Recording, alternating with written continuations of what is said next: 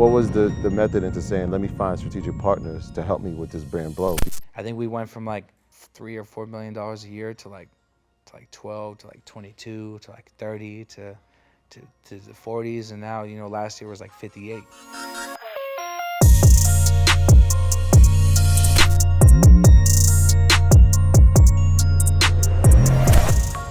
Haha, my God. Beautiful day in What's LA, going- my brother. Every day is How beautiful you to feeling, be man? here, man. What's up, brother? Good to see you, my bro. Pleasure. Yes, sir, man. Thank you for having me, man. Yeah, It's we've long been. overdue, man. You know I've been waiting. I was in album mode last time you guys hit me Okay, up. okay. Yeah. No time like the present. You know, look, it's 24 hours in a day. I work about 19. That's just the way it goes. That's the way it goes.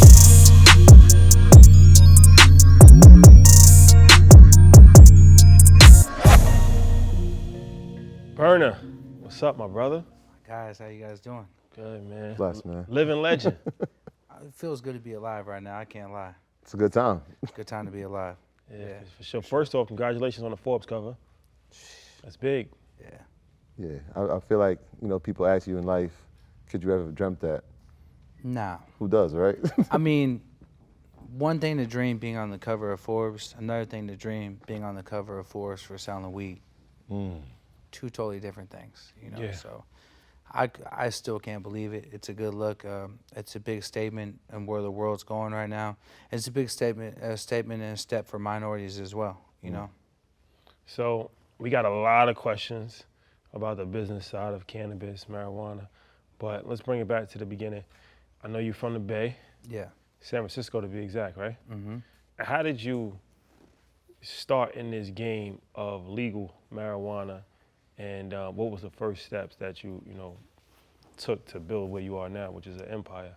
You know, on the legal side, growing up in the city, you'd go by and you'd see these stores with the green crosses, and you'd smell it, and you see people coming out with bags, and eventually, you'd meet someone on the street that would say, "Hey, I can go in the cannabis club and get you a brownie and get you a plant to grow at your house, or get you some herb." And I was so obsessed with it because, you know, at that time I was going back and forth to Arizona with my mother, and my father was staying in SF. We were supposed to move to Arizona, and it didn't quite work out that way. And so I would see the major difference, and when I go visit Arizona, it'd be completely looked at like it was heroin, you know. And then you go back to the Bay and you see these stores and people are coming out so happy, and the smell and the vibe. I'm like, I got to figure out how to be involved in this.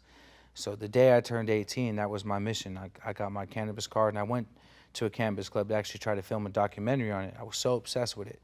And I would go there after my day job, and I would bring my camera, and I'd buy some weed, and you were allowed to sit there and smoke. And I would sit there and smoke and interview people. And one day the lady just said, "You want to work here, so let's get you hired. And take off that silly outfit." I was working at Tully's Coffee at the time, selling weed at Tully's Coffee, and I was doing some waiting and bar backing at a restaurant at the time. So she hired me, and from there I just climbed up the ladder and just followed my dreams. But what really intrigued me about the cannabis space was how happy people were coming out those buildings as a kid. I was like, man, look at this shit. This shit's amazing, you know? Like, it's really just caught my eye for some reason. Yeah, so you made a very unique decision, because a lot of people hear the recreational side of marijuana, but you went with the medicinal side.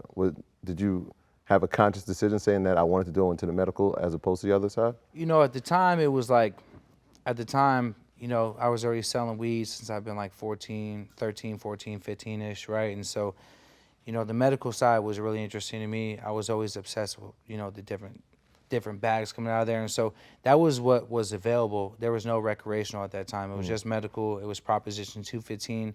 The Bay Area, San Francisco, was actually the place to kick that off. A guy named Dennis Perron actually put that law in effect with a bunch of other people. And so I was just riding the wave with it. And I'm glad it did, because it taught me a lot about how much of a medicine weed really is. Like, while I was there, I'm dealing with AIDS patients, I'm dealing with off-duty police with PTSD, you're dealing with ex-military, you're dealing with cancer patients, you're dealing with people with just major anxiety. And I really realized that this is a big part of people's day that's actually really helping people, especially when veterans would come from the VA, and this would be their break for the day, to go leave the VA and come sit with me and talk about life and smoke. I realized that it wasn't just the weed, it was the environment the weed created, because I'm having conversations with people I would have never talked to in a million years if it wasn't for that herb. So I mean, that's pretty big. So you got that point, and inside of the space where you're working, you got a lot of roles.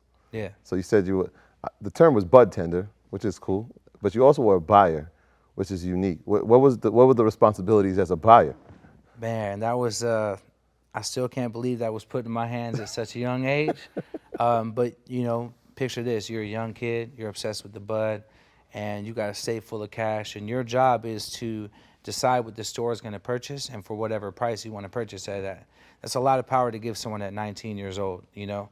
So you got vendors coming from all over the state with duffel bags of different kind of flour and hash and edibles and whatnot. And your job as a buyer is to pick the best quality flour, best quality product, and you know, to decide the price and to keep your shelf stocked. And so I learned at a very young age about a lot of things. You know, a lot of relationships were built. I had a lot of power at 19 years old, and it was crazy. It was absolutely, I can't even, like, I'm trying to go back to that moment of where my head was at, and I don't even know where my head was at, but it was really cool as far as like where I'm at today and the experience I have. You know, it's almost been 20 years.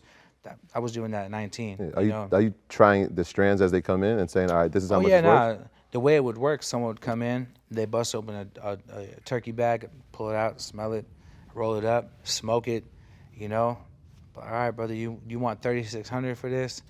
All right, you drove all the way from. All right, cool. Well, I got 31 for you, and I'll take all four of them, you know. And so negotiating, but based on quality. So. And it's hard. So you got a really cool person. And they're so, man, I grew this with this or that. I did. And you're smoking and you're like, that's not it. It takes a lot of discipline to say that to someone's face, you know, especially they're trying to incentivize you. I'll kick you down. I got you on this. It's not about that. It's about the shelf. So, you know, you had to be pretty disciplined and you know, what you're going to grab, because if it doesn't sell, it's on you, you know. So Cookies, brand name at this point, but the original name was Girl Scout Cookies? That was the original name when the strain was brought to me. You know, he's like, this, that Girl Scout cookies. And I just knew right off the rip. I'm like, all right, well, that probably wouldn't work if we wanted to blow this up. So we just nicknamed it Cookies. And that's how I kind of built the brand off the cookies. Kind of left the Girl Scout out because that obviously would probably be a big problem. Cease and desist. Yeah. So at what time frame was that when you started Cookies?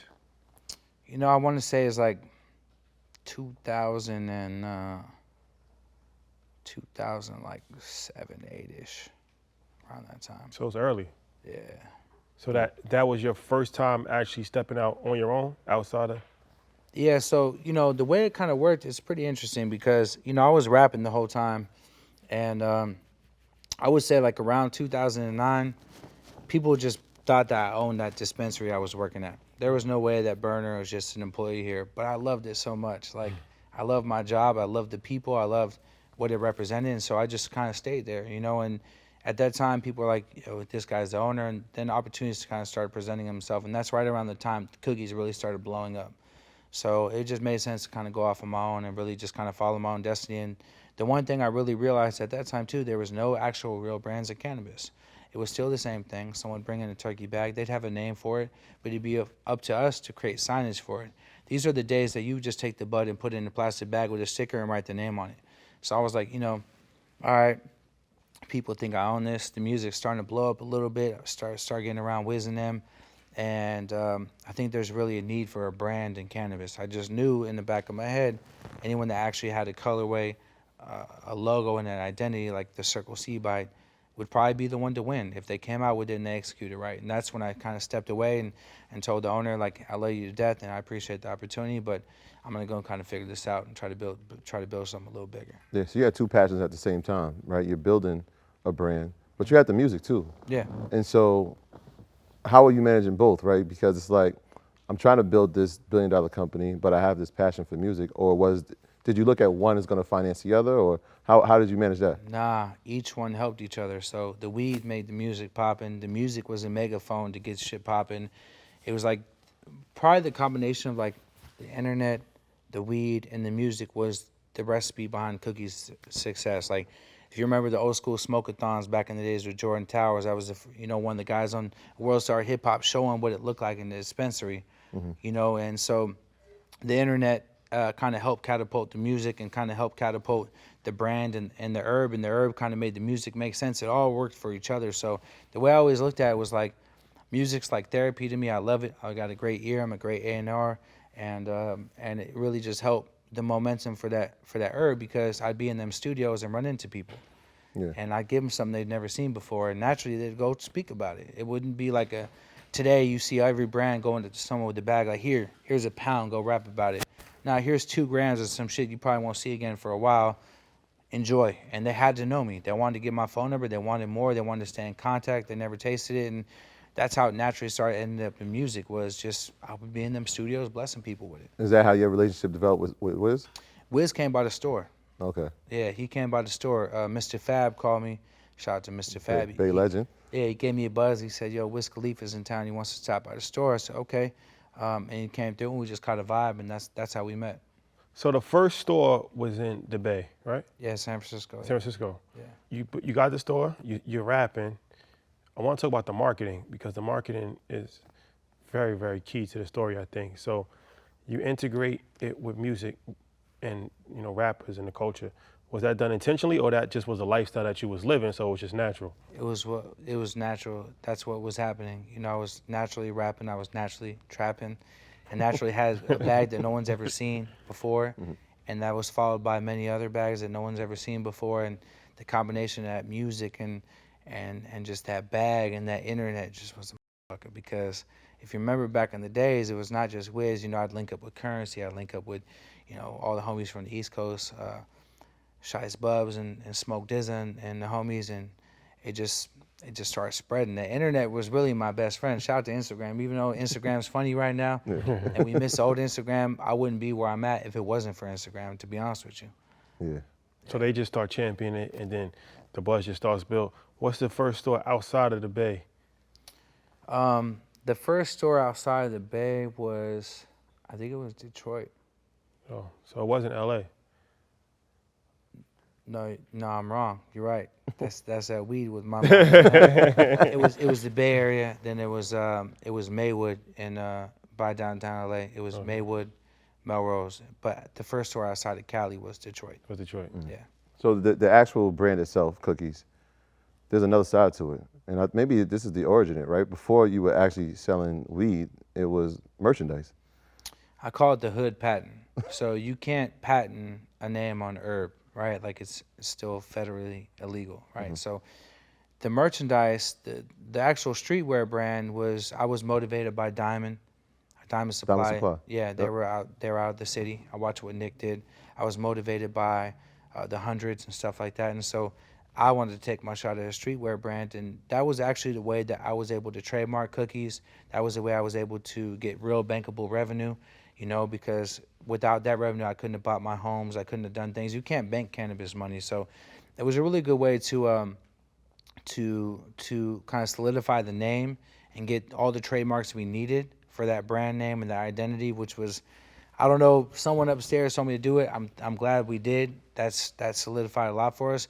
But it was also a huge billboard. I mean, people would walk around. You guys ever seen that movie? What's the name of that movie? With Tyler Durden, Fight Club. Yeah. It's kind of like if you know type thing. People walk around with the cookie shop. I see. What's up? Where's it at? Society. It really connected a lot of people, and so the clothing line was played a huge role in our marketing for sure. Yeah. So you gross revenue from the start, but at some point you realized, hey, I can't do this by myself.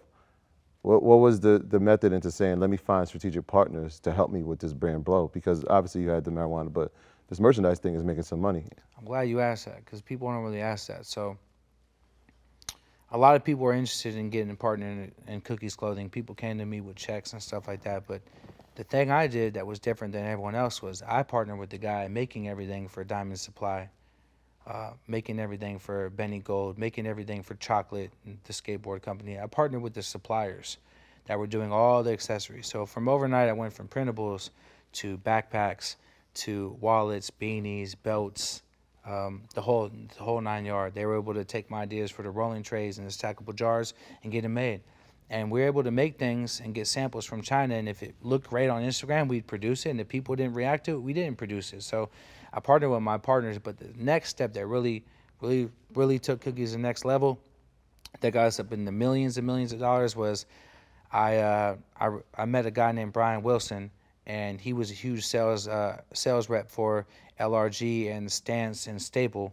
And I said, come over here and rock with us, put us in some doors, because we're hot right now. We got it, but let's take this to another level. And we partnered, and that out of here.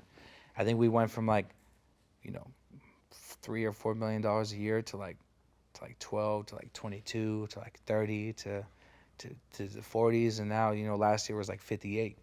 From the merchandise side. Yeah, from the clothing. So what did he provide that was able to just skyrocket the situation? He had the knowledge of how to go get this clothing line into really nice boutiques around the country, and then into major doors. So I think we're in over 1,000 doors, and so it's one thing to have direct to consumer, which we do really good at. It's another thing to have a flagship store, but it's another thing if you're in Boston, you go to a fly boutique to go do some clothes shopping, to have cookies sitting right there next to the other brands. That's what solidifies. I like to say we're a streetwear brand, we're a clothing line, not really merch, because merch is more based on like, the artists themselves, or it's kind of like something that you just kind of grab. It's a real full-on clothing brand. We have every season, we have a new collection, we have cut and sew. We did it right. So how did that partnership work? Was it, hey, we can offer you a salary, or we can give you payment, or was equity a part of it? I hit him with a brown bag and some equity. I hit him. Back to the brown bag. Yeah, because he had a situation that was doing really well for him. He said, Bern, like, I believe in the brand and I want to do this, but I'm already over here. Like, there's no guarantee that we go here. I said, you're right. But, in life, you got to take a risk. So how about I give you some skin in the game, and I'll give you this right now, and if you hit these numbers, you get up to here. And that's for you to make a decision today. And he was like, I'm in. I'm rocking with you. So is it an incentivized equity play? Yeah. So he got a little equity in the beginning, and as he hit certain milestones, he got to what I wanted him to get to. And I was cool with that, because if he hit them numbers, I'm winning too, Right. But I think that not only that knowledge of, the sales for Cookies Clothing, but the knowledge of the clothing game in general, as far as like trends and where fashion's going. And when you do cut and sew, you're doing that a year out. So like what we're designing now will come out next year at this time. So it takes someone with that knowledge of fashion. So shout out to the homie Brian. So you said something that I want to go back to, as far as marijuana is still illegal federally, even though it is legal in a lot of different states. So banking is an issue. But more and more, like, credit unions and different banks are, but a lot of times you can't actually put money in banks, and you can't get loans and different things of that nature. No. It causes issues, especially security issues. Talk about that, because that's important, as far as that's a whole conversation within itself. Like, talk about that, how you've been able to navigate that. Shit, that's very stressful. We've got that figured out now. Thankful. But there was times, man, where we had to I could talk about it now because we ain't doing it anymore. Obviously, you hit it on the nail. Credit unions are actually really flexible, and there are certain banks that will bank cannabis now if you're at a certain level. And but man, there was times, bro, where I'd have to go to like random locations, and armored trucks would come pick up cash, and it'd be super sketchy. And I remember a picture my friend sent me. I was like, "You're the real life Marty Bird, dude." This fool's in the room, and it was just cash. She got two square white dudes counting this cash out. I said, "Man, this don't even feel right, man. Y'all got someone over there with y'all?" And so to navigate through that kind of lifestyle was pretty tough, and it was challenging. But certain credit unions stepped up and made life a little easier, and certain armored truck companies would step up and make, do the transportation of it. But I ain't gonna lie to you, we had to get super creative. I mean, there was a time where I rented out a building in San Francisco, California, on the main street, and there was an underground access, and man, I'm so glad nothing ever happened there, man. I just promise to God, man, like, we're doing some really crazy things in order to house our bread, because everyone knows a bunch of cash is the problem, and especially when you're accountable for paying the taxes on that cash, and it's a real business. Your business relies on that cash. So yeah, we got creative, but the thing that always kind of bothered me is that they wouldn't let you bank it, but you could drive the Federal Reserve what you owe in taxes. So you can give them $1 million cash to pay your taxes, but then you got to go play hide and go seek with your money. It's never made sense. So it was still taxable even though you couldn't bank it. Yeah, you can bring their cut to the bank, Yeah. but you can't put yours in the bank, Yeah. which makes no sense. Yeah. And I think it's ultimately set up for people like ourselves to not be in position, because people with real long bread, like people that are in big real estate or big bankers, they have the long money check wise to pay rents and do things. When you're dealing with cash, landlords don't want to take cash. You could pay payroll maybe with cash, but it gets difficult for everybody. So hopefully that banking comes through this year or next year and makes it easier for all the smaller operators that are still dealing with the stuff I had to deal with. Yeah, you came into the game, and obviously since you started, there's been tons of changes. A lot more states have made, marijuana legal. And so how have you managed with that? Because again, I think, was it 16 states that have medical and recreational that are legal now, but I'm sure there's more to come, and maybe at some point during the process it'll be federally legal. So we're selling weed in, so we have 53 stores right now in 30 different markets across the world, right? Not just in the United States, but you got Canada, you got Europe, Israel, Australia is coming on deck. So there's a lot of different moving parts, but as far as expansion, you just have to really pick your partners wisely. For us, like, we just cherry pick our partners, and we just try to find people that represent the brand properly, and we go to different markets and find people that are already kind of set up and doing their thing, and we just kind of partner with them and use the leverage of the brand to expand. That's how we expanded so fast. If you think about it, in 3 years we opened up 53 stores. It's a lot. And that's been through partnerships. Yeah. So like in Miami, you partner with Rose, right? No, in Miami, that's our first vertically integrated license. So in Miami, it's a limited license market. So I think it was like, I probably can't speak numbers, but it's very high to get a license out there. So we had to buy our own license and build our own cultivation. They don't allow you to kind of just partner with people. And other markets like in Michigan, for instance, we had a great operator that we met that wanted to grow cookies genetics and do a partnership on the storefronts. And so deals like that is how we elevated so fast without raising hundreds of millions of dollars. So let me ask you this, as far as for the entrepreneur that's listening, that's trying to get into the game, a lot of people getting discouraged because they're saying that it's extremely difficult. State laws, each state law is different. What are some of the things that they need to be prepared for if they're trying to get in? And how strenuous is it to get a license? Like, let's just say California, because that's where we're at right now. Like, what's the process to get a license in California? Well, California is probably a little easier than other places. My advice to anyone watching right now that wants to be in the cannabis business is, one, you have to start from the ground. You have to start from the ground and build your way up. You want to understand the business before you get in it.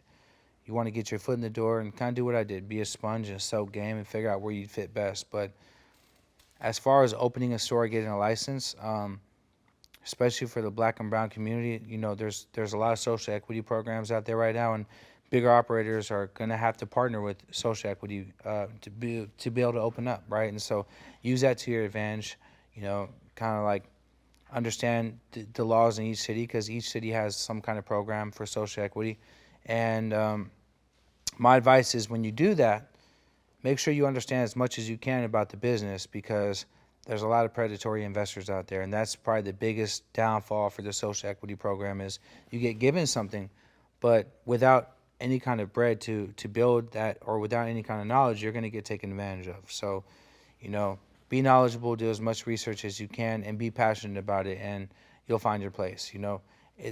For me, even, like, I don't even really know how licenses work in certain markets. Like, I found a team that specializes in that. So don't be afraid to build your team up. Yeah. It takes a lot. I mean, cannabis is probably one of the toughest businesses in the world. That was gonna be my next thing, was like, obviously you can't be in every state, but the stores can be in certain states. So from a legal standpoint, how big is the legal team? Do you have a legal team in each state? Because each state has different laws. Nah, shout out to my lawyer, man. We got one in-house lawyer. I met him on the entertainment side and just gamed him up on cannabis throughout the years. He became our in-house counsel, and now he just has to do his research in each state, and we work with, whatever information's available to make sure we make the right moves. And when you're partnering with other peoples in other markets, they're gamed up on how things work there, on regulatory things, on packaging, or how things need to be handled in each market. So, but now we got one lawyer. So you have your stores, but then you sell your product in other dispensaries, right? A little bit. So the way we started doing it, we really want to control the experience. Like when you go buy a Cookies product, I think one of the cool things about us is the customer journey. You go into a store, you got someone that's with you. You've been to Melrose, right? Or have you guys been to a store? Who's watching? Right, so Yeah. Of course, yeah. he's never been there, but he's heard about it, so he can tell you how it works. But you know, you go in there, and the way I wanted to keep the Proposition 215 days alive in recreational cannabis. I've seen so many big stores open up with just a TV screen with the menu there, and you're like, I got to pick off that. Nah, the way it works at Cookies is you come in, you got a bud tender that's with you when you walk in. They walk you around. They explain any questions you have. They answer. They kind of show you what they recommend, and then you get sent off to a register to go purchase. So it's more of an intimate thing. It's more of the Proposition 215 days. When I was in medical, I would talk to people about what they're going to buy, what they're looking for, what they like, what they don't like. So what we try to do now is, instead of wholesaling to a bunch of stores, let's say we go to New York, for instance, right? If I put a Cookies flagship right here, I kind of look at it like a Nike town, right?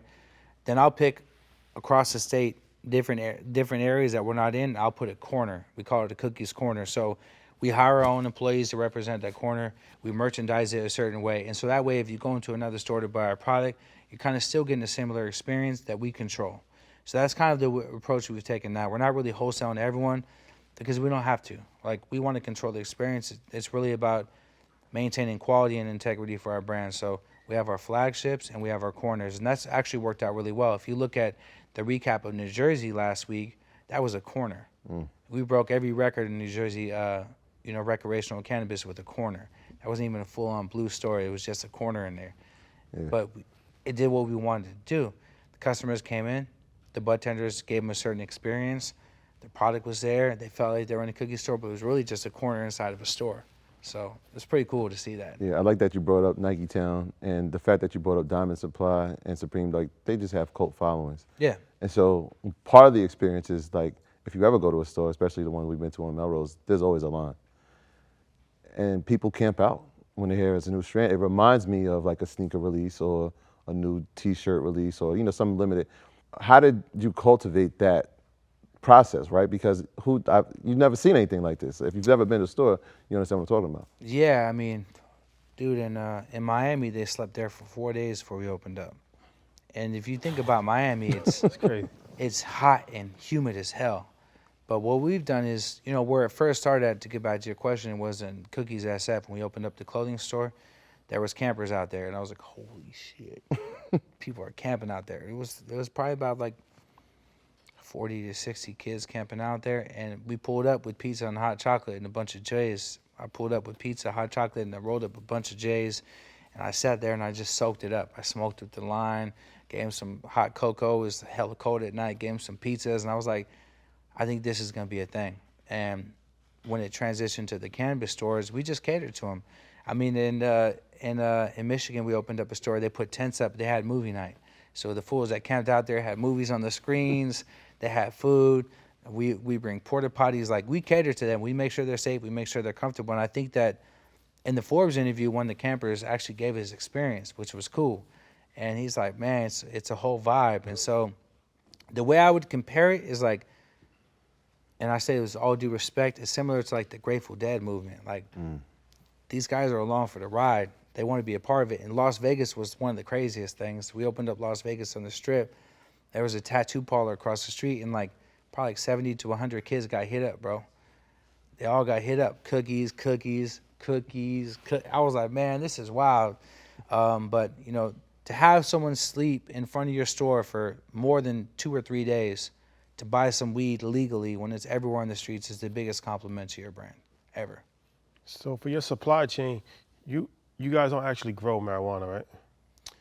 We do in Florida, Okay. but for the most part, our supply chain consists of partnerships around the country. So we'll find top in class operators that we feel like represent us, right? Represent our quality, have our best interests, and we'll have them cultivate on behalf of us. So Why would you take that approach as opposed to just having farms in every regional or local area?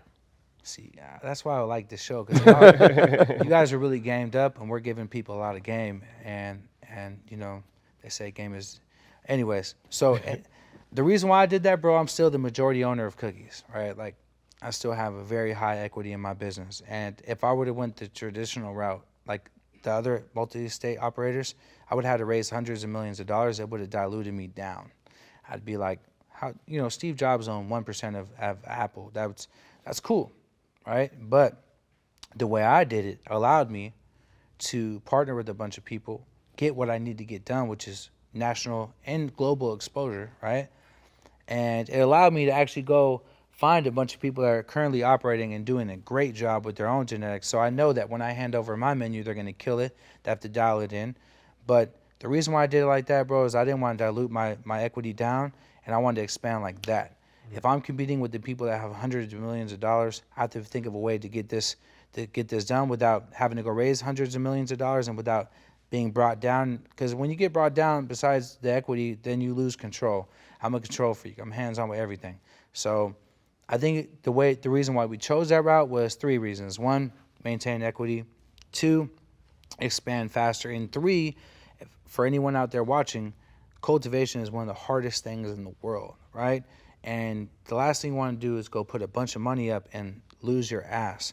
You know, we have, and it's hard for me to say this, but I'm just going to be honest, we have the liberty to say, you're one of my cultivators. It's not it, brother. We ain't buying that. You can go ahead and repackage it under something else. Next batch comes around, we'll check it out. That saves us a lot of trouble on the QC thing. If you're growing it, you're stuck with it.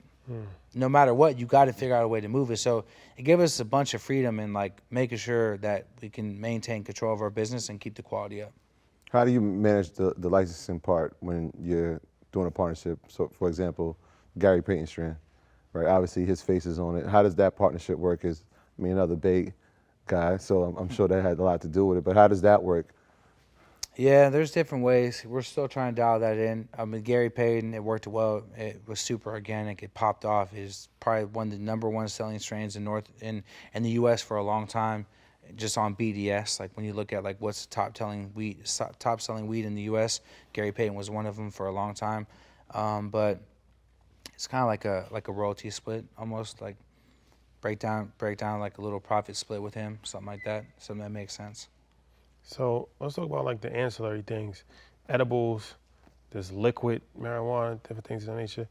Is that something that you are heavily involved in as far as going forward? You think that that's gonna, just in general for the space, you think that that's gonna be big in the space, or you think that's always gonna be like just extra add-ons? You know, growing up in the medical space, one of the coolest things was like seeing like Reese's peanut butter cups being medicated, seeing like a medicated lemonade, seeing like, you know, the hash and stuff like that. So it's always going to be a part of it, but I think what we do is focus on the customer now, not the customer in the future.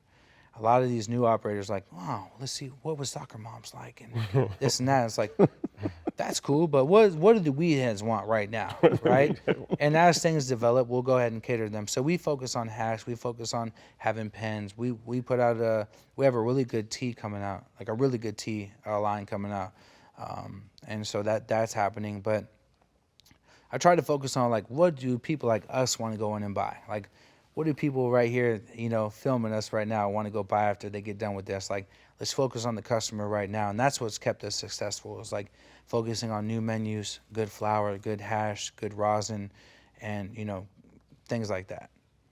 What about acquisition? Have you ever come across a strand and you're like, this is really good, this might be an opportunity for us to now maybe partner with them, or just say we're going to acquire the strand to now put under the Cookies umbrella? Yeah, so it wouldn't be like acquiring a strain, but what I do, if you look at the way I've done my business, Cookies is almost like the league. It's almost like a platform. We're not a player, we're not a team, we're kind of like a platform. We're kind of like the league. So if I find some talented breeders, I'm like, all right, come rock with us. We do a collaboration. We put their logo on their bags. We give them opportunity to expand to other markets. We give them that light so they can grow with us. You know, you see in the East Coast, we got a couple of partners that are heavy out there. You know, even our brand partnerships, we got the Powers Up brand, we got the Mints brand. These are great breeders, you know. So we kind of empower them, and We bring them in with us. I look at it like, you look at a big producer, you know, they have a bunch of musicians around them that are working on that track. And the only difference is we give them their credit, you know, so it's cool. I like to empower people around me, and it kind of keeps it like, it keeps us as a big homie almost. Like, instead of just trying to be this one-off guy and just have our in-house breeding projects, like, I like to work with a lot of breeders, and it brings out crazy flavors. And it's ultimately best for the customers too. So let me ask you this: as far as the global expansion, Japan, Dubai, Mexico. Well, Dubai, can they even smoke weed in Dubai? Not yet, but I've been reached out to by some people out there that want to do cookies clothing. I think that would be the first Okay, like little that's the introduction. first, But yeah, Thailand's the next. Thailand, right? Thailand. Yeah, Israel's too. Israel as well. Israel's going right now, yeah. Yeah, okay. I was just talking about Thailand. I spent a good amount of time in Thailand a couple years ago. It's like one of my favorite countries. But what was your vision for that, like to expand globally, and what's your plans to expand globally? Johnny Appleseed. I'm trying to go everywhere it's going to be legal. I want to be everywhere. And my goal with global expansion is I seen a bunch. So during the 215 days, during the medical days, it was very pure. It was a community all working together to achieve something, right? As soon as it went legal, I saw a bunch of people getting in the game that really didn't really belong in the game. A bunch of people that had no about cannabis or what it represents or what it really means and about quality or anything like that. So my goal from that point on was like, okay, I gotta push myself next to the bigger players and set a standard and set a tone of what quality cannabis and what culture really feels like, right? And we've shaken some shit up. Like, by us going to every market that these bigger partners are going into or bigger players are going into, it's kind of made them have to go work with people from California, go find themselves some breeders, go find themselves someone to, you know, like me or you, to represent their company, bring the culture. So, you know, my goal with global expansion is to set the tone, set the standard that you have to deal with us.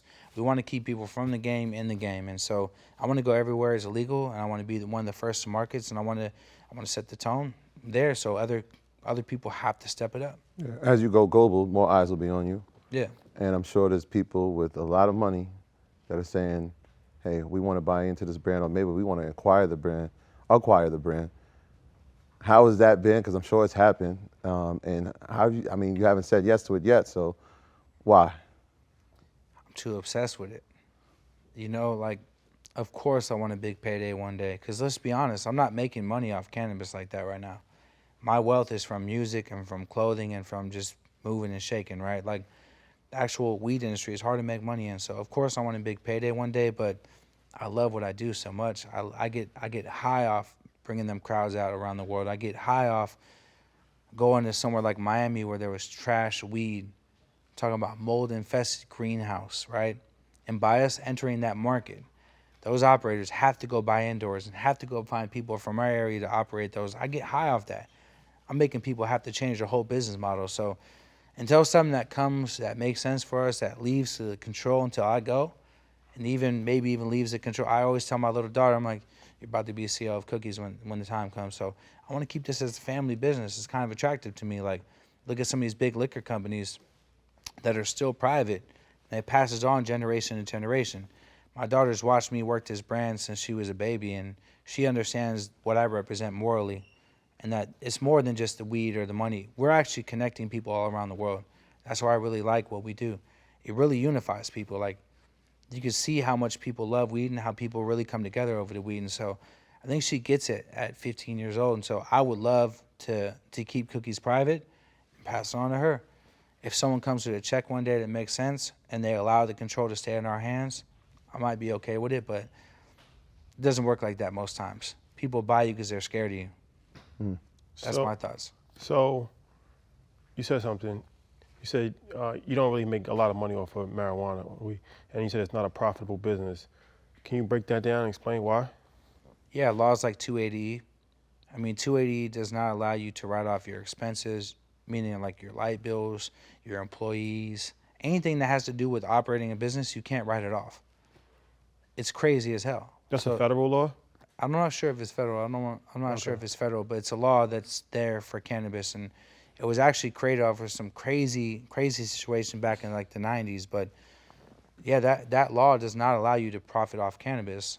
I think everyone's hopes is that they build something so strong that when it goes federal, they get a chance to be acquired, or maybe the NASDAQ opens up or something like that. So my whole thing with cookies is like keep it hot, keep it relevant, keep it true to what we represent, and whatever is supposed to happen will happen. So you can't get any deductions like that regular business owners would get. No.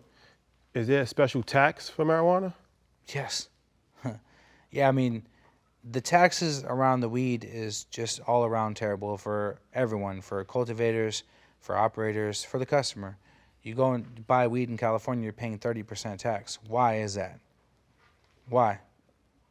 Why are they doing that? Why? You go buy a bottle of liquor, you buy a bottle of water, you buy some food. What is it, like 8% tax or something like that? 8.75, something like that. 8.75? Yeah. Why is weed 30%? Makes no sense. So everyone from the consumer to the operators are getting screwed on weed taxes. And if they're going to take 30% tax, that should go back into the social equity program. If you're going to award someone a license that's been affected by the drug war, or that that needs opportunity or deserves opportunity to be in cannabis, then that 30% tax should go into a fund that not only do you get a social equity license, but you get a check with it. That would make sense to me. That would probably make sense to the consumer as well. So taxes all around for cannabis are pretty bad. Yeah, speaking of social equity, I mean, knowing what you know, do you ever feel, I need to give this game back? Obviously, we've seen a lot of people have been locked up for marijuana, right? And now marijuana is legal, so it's an entendre that just doesn't make sense.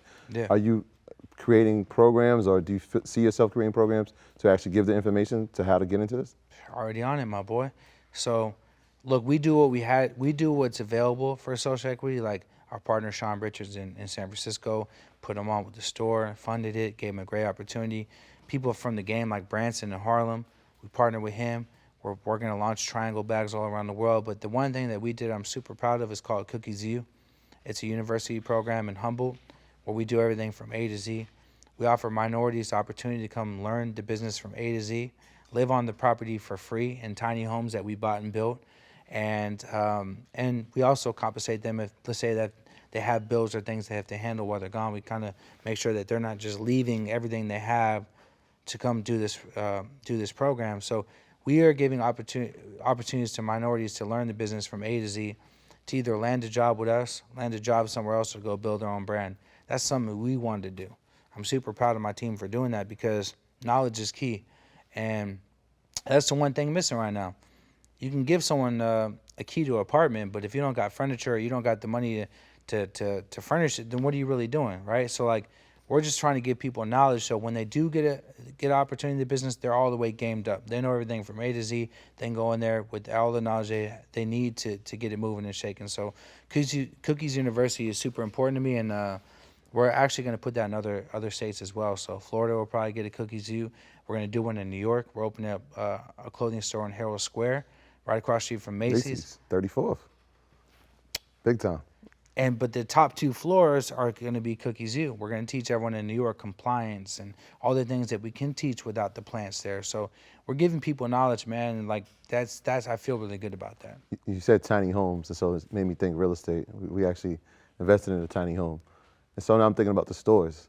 When you put these locations, I know you said 53, is it a real estate play as well? Are you getting it, or are we leasing it, or is that part of the plan going forward? The way we did it was, so part of the stores are under a partnership we have called Cookies Retail Expansion, which we own a piece of it, right? So some of the stores, there's a little bit of real estate play, but I think one of the moves we made was we put a purchase option on the store. So let's say you have a store in Colorado, right? And I partner with you in Colorado. We take a very small rip off your business. We'd empower you. You'd probably reap the benefits all the way up until there's time for a bigger play. If we want to roll things up, then we have the purchase option. So let's just say it ever goes public on the NASDAQ, if that's ever an option for us, then we could probably raise money pretty cheaply like that, and we can purchase our stores with stock. And so it's kind of a real estate play, but not really. We don't own the real estate for most of the stores. Some of them we have a little piece of, but that wasn't really the focus. The focus was expand as fast as we can, put that purchase option because it's going to come in super clutch later. Mm-hmm. That's when they're gonna be like, oh, that fool wasn't playing, because that's super important, Yeah. So you started in the medical side, then transitioned to the recreational side. What's your thoughts on the medical? Like, do you want to go back and focus more on the medical? Is there opportunities on the medical side that you see in the future? Yeah, you know, no matter how recreational it is, it's always a medicine. That's why I still do this to this day, because it's a very stressful business. It's a lot of politics, a lot of pressure. The only thing I would probably want to do in the medical side, I met this kid named King recently.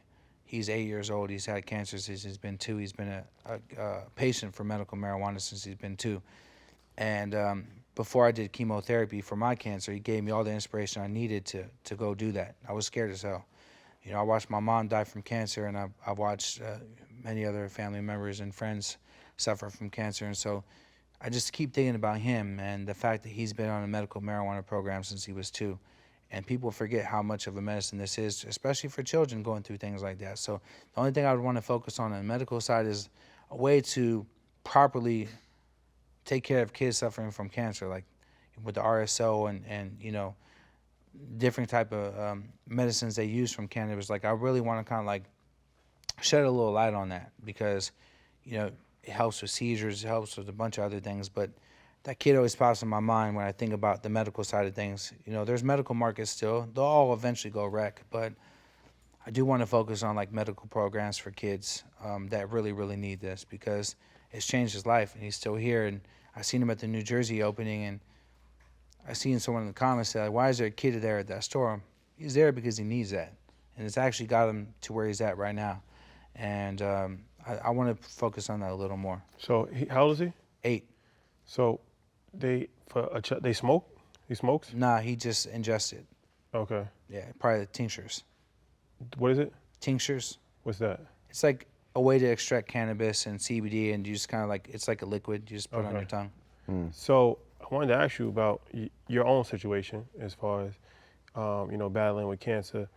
First of all, I'm glad that you are on. Are you on the other side of it? Yeah, Okay. right now, yeah. Thank God. Was the medical marijuana part of your treatment that you did for yourself, or? Yeah, it was full circle for me, because I remember being a kid and taking care of cancer patients at the hemp center. And if it wasn't for the herb, I wouldn't probably look like this right now. Chemo was really rough, and you know, I had stage 3 colon cancer. And one of the biggest effects on chemo is the nausea, right? Like, you're so nauseous. I would look at my dad in the kitchen and want to throw up just thinking about him making food. You can't even picture eating food. I can't describe the kind of nausea it was. It was nausea I just can't even describe it, how bad it was. You can't even picture eating food. But I kept the joint in my hand, and I kept a ginger lemon tea in my other hand, and I would sip the tea, I'd smoke the joint, and that's why my tolerance is super up right now. I probably smoked more cannabis during cancer than I've ever smoked in my life, and I was able to keep my weight on, and I was able to eat food and actually sleep, because, man, some of the effects from that chemotherapy, you're really killing all the good cells in your body alongside with the bad cells in your body. So it allowed me to sleep and it allowed me to eat. So it's very full circle for me. Like, I started off in medical, end up going into recreational, end up getting cancer, and did cannabis save my life? No, the universe did, right? Surgery and chemotherapy did, but cannabis helped me through chemotherapy. I bounced back pretty quick. After chemo, they said, yo, you ain't gonna really be able to move around for about 6 months. I was out in like a month. I was out shaking and moving fast. So I think that really helped me a lot. So you said something earlier about your daughter being the CEO at some point, I hope. right? And so as a parent, I used to teach health, and so I had middle school kids, and by the time I was telling them about marijuana and the effects, they have already been introduced to it. And so is there a balance there where it's the business and trying to separate them from actually using the product, or, I mean, when does that get introduced? Yeah, she's 15. She hasn't used it yet. I've asked her. I stay on her head because I know she's in high school. She's Berner's daughter. I'm sure people ask her about it, but I think she's grown up seeing it, and she's not really so intrigued by it. But the one thing I do tell her is that it's not about the business. It's not about the way it makes you feel. It's about what we do for people. I really show her like what we do for people. We really bring people together from all over all around the world together with this, right? Like, I tell her how important it is for people in general, right?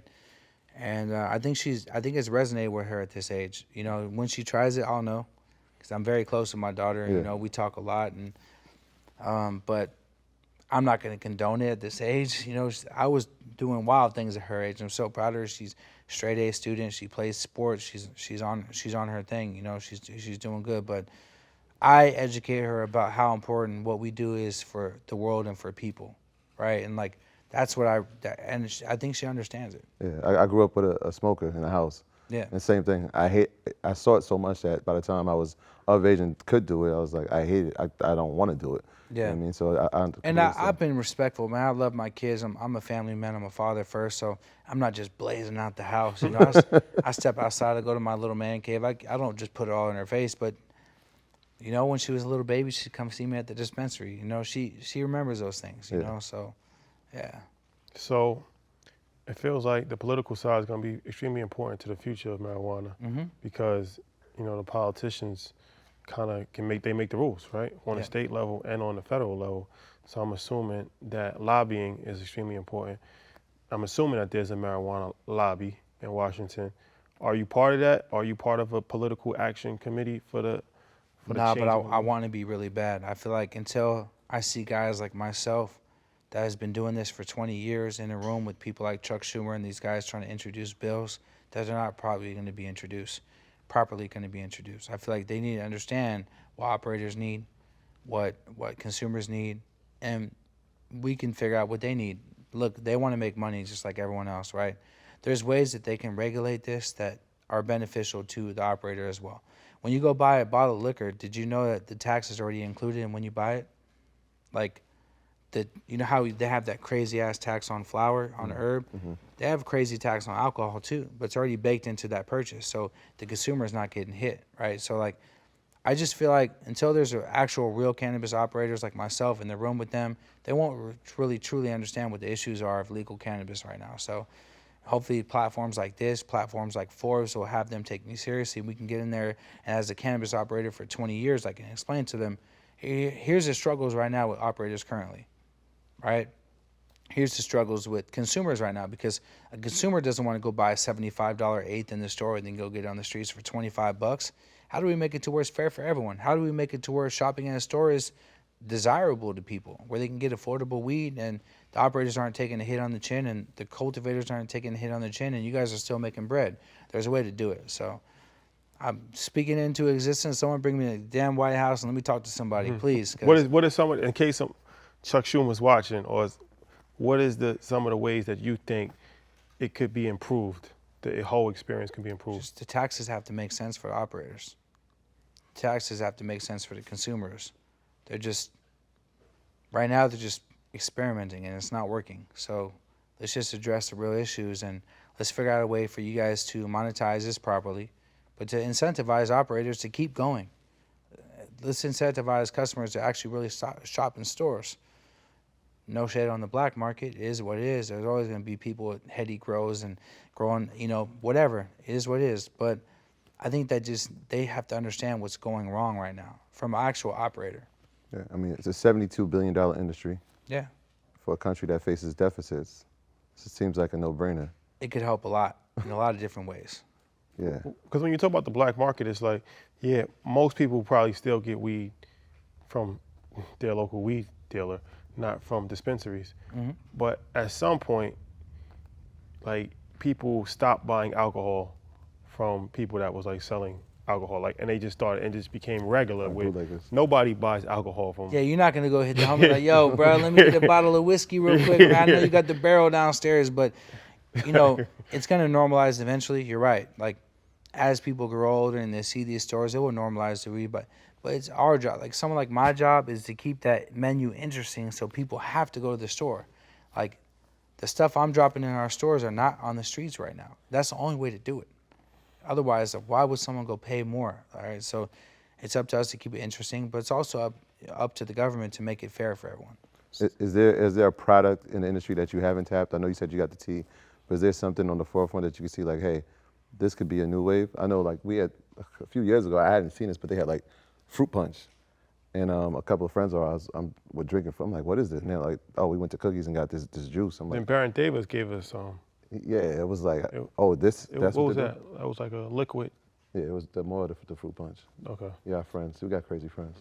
Shout out to BJ. Did you drink it? I didn't drink the. Nah.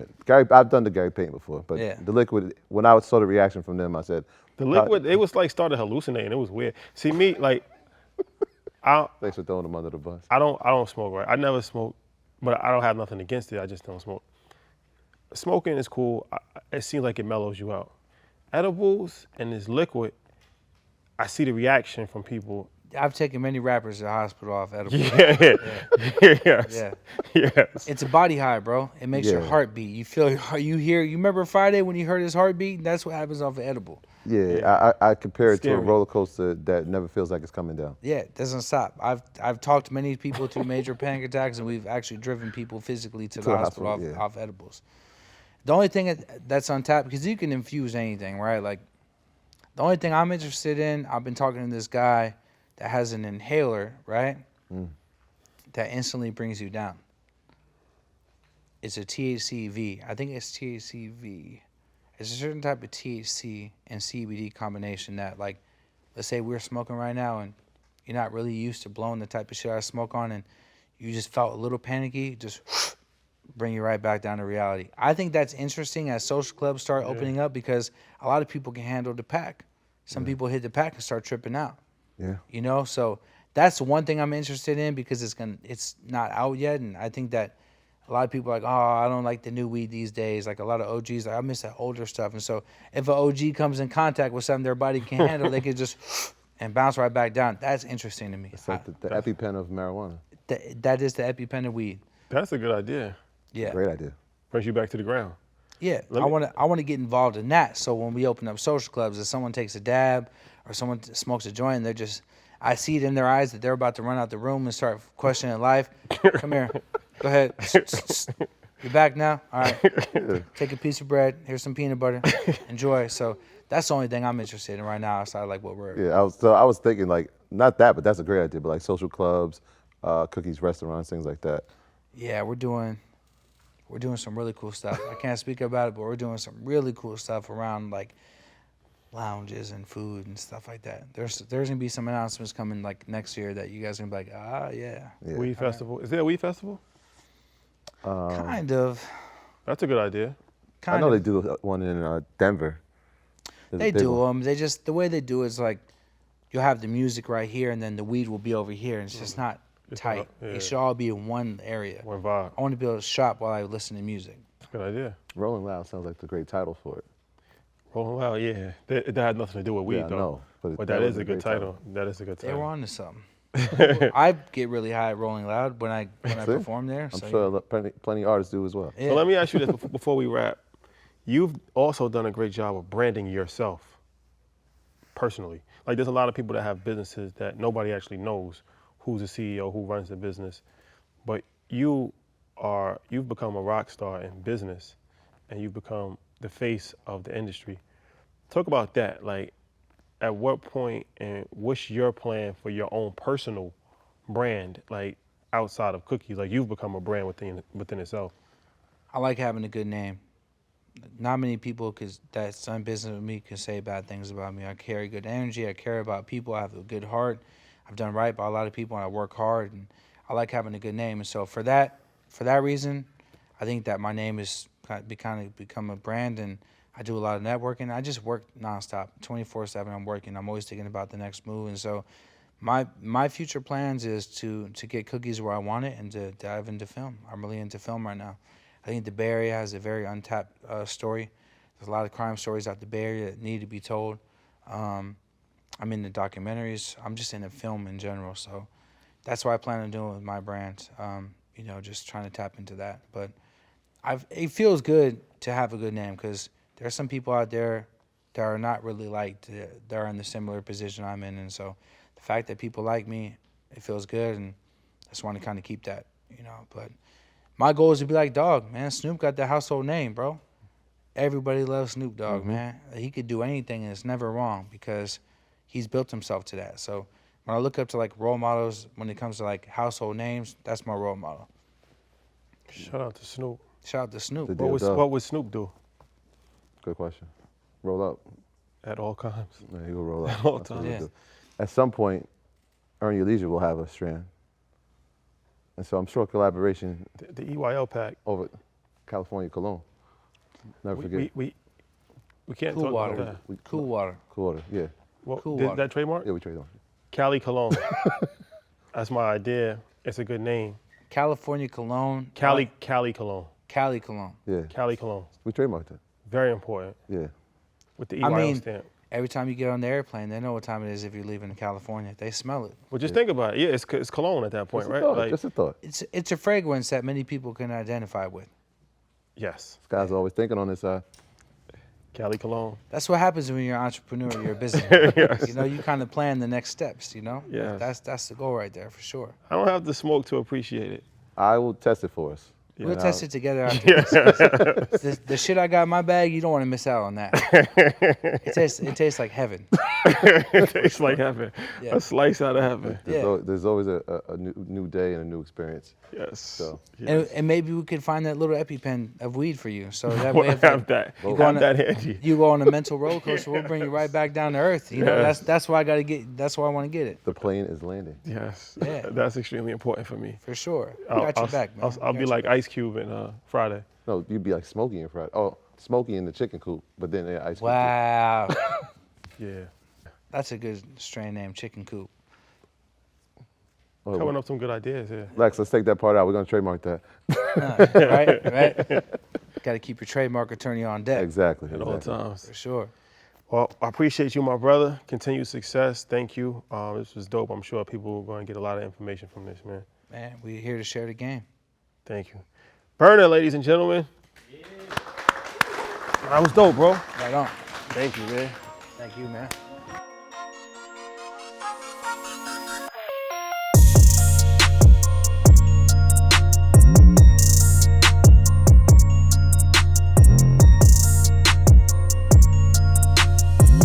Hey, it's Troy and Rashad from Assets Over Liabilities. This episode's word, net worth. This is the Asset Journal, brought to you by Ally. Net worth is the value of the assets a person or corporation owns, minus the liabilities they owe. It is an important metric to gauge a company's health, providing a useful snapshot of its current financial position. Net worth is your assets minus your liabilities. It's not about how much you make. It's about how much you keep. Only here on Revolt.